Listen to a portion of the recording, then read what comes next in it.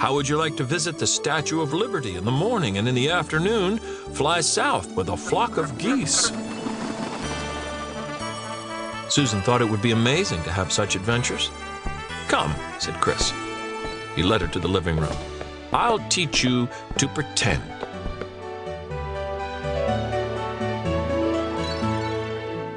In no time, Kris and Susan were a couple of monkeys swinging through the jungle.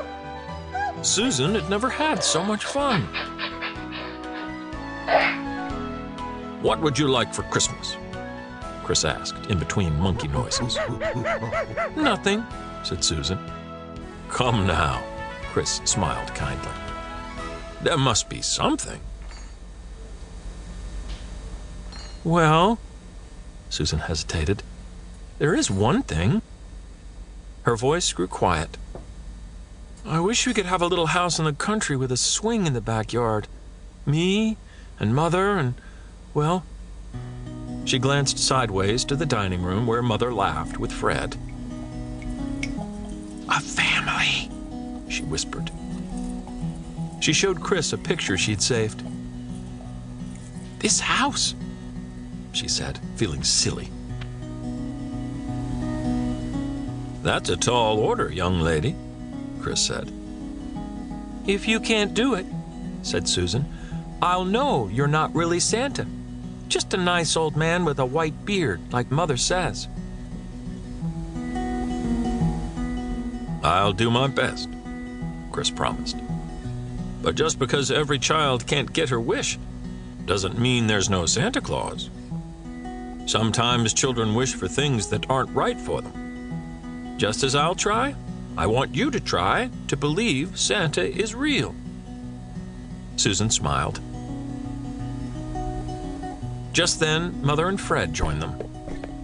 You did such a good job today, said Mother to Kris.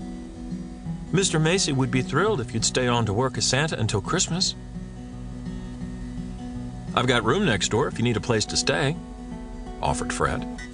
I'd love to have the real Santa Claus stay with me, he said as he winked at Susan. Don't make silly statements like that to her, Fred, whispered Mother. Have some faith, Fred replied. You've just got too much common sense. Faith is believing in things when common sense tells you not to. Kris beamed.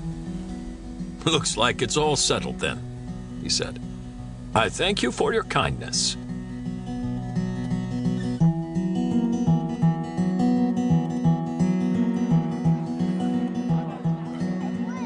As the days went by, Susan watched Kris play Santa at the store. She saw him make every child feel special and believe that his or her Christmas wish would come true. Susan heard him talk to children in different languages when they didn't speak English. He even signed to a child who was deaf. Their faces lit up with delight at being understood. How can he know how to speak to everyone? Susan asked her mother. He was truly jolly and kind. Susan knew his beard was real. She had tugged on it herself. He must be Santa. Darling, that doesn't make him Santa Claus, Mother said. I speak French, but that doesn't make me French toast. But even Mother was beginning to wonder. Kris was so cheerful and kind. He was the very spirit of Christmas.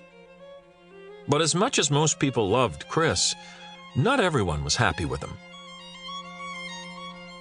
Grumpy Mr. Sawyer did not like having Kris around. Mr. Sawyer thought Kris made everyone else at Macy's look bad by comparison. Mr. Sawyer was determined to get rid of Kris. A few days before Christmas, when Macy's was jam-packed and lines were at their longest, Mr. Sawyer pointed at Kris and announced to the crowd, "This man thinks he really is Santa Claus." "I am," said Kris. "See?" Mr. Sawyer sneered. Mother saw that people were worried. They were murmuring that anyone who believed himself to be Santa Claus must not be thinking clearly and probably shouldn't be working.